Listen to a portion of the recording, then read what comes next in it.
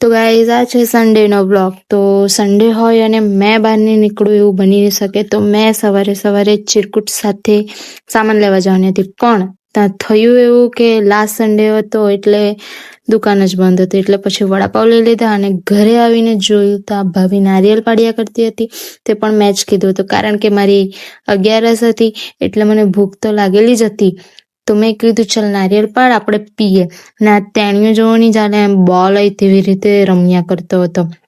બધા દાંતેડું કરાડું એવુંથી નારિયેલ ફોડે ને અમે ફોડતા હતા છરીથી. અમારી છરી એટલી ધારદાર છે ને કે માણસનું ડોકું બી કાપી નાખે તેવી છે. ત્યાર પછી પાણી કાઢ્યું તો મને તો કંટ્રી દારૂ જેવો દેખાયા કરતો હતો, અને મેં બેસીને બી એવી રીતે પીતી હતી ને પેલા કંટ્રી દારૂ આવી રીતે જ પી. જે લોકો ગામડામાં રહેતા હશે તેને ખબર હશે. ત્યાર પછી સાંજે આ ભણિયો આવી લઈ ગયું. મેં તો આવે એટલે ખુશ થઈ જામ. એને મળવા ગઈ તો આ ડાન્સ કરવા લાગી રહેલું હતું. કયું ગીત પર ડાન્સ કરતું હતું તે સાંભળો તમે. હારા 2 ભણિયાની આવેલા હતા અને આ એકલું જ નાચ્યા કરતું હતું. હારું વાંદરાને જેવું કૂદ્યા કરે. એટલા લોઠા થઈ ગયેલા છે ને, બહેનના છોકરા ને માસી ને ફોઈ ને બધું જાત જાતનું બની ગયેલું છે. મેં તો યાર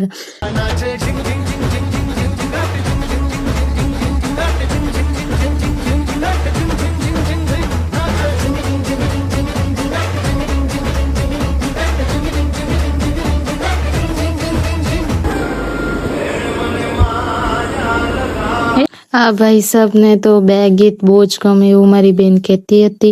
એક તો ઝીન ઝીન ઝીનાટવાળું અને આ એણે મને માયા લગાડી. પોયરું ભક્તિમાં તો છે, જાણે જોયું હશે તમે પણ. એટલું નાચતું હતું, વાંદરું જેવું કૂદવા લાગેલું. જો તો ખરી. હારું એને જોઈને મને નાચવાનું મન થયા કરતું હતું, પણ નાચતા તો પાગલ ગણી લેતે. ત્યાર પછી આ હું કરવા લાગી ગયેલું. હારું તો કંઈ ને કંઈ કર્યા જ કરે બિચારું એકલું જેટલું. પેલા લોકો આવતે તો મજા જેવી પડી જતા. મને બી મજા પડી જતી અને એને બી મજા પડી જતા.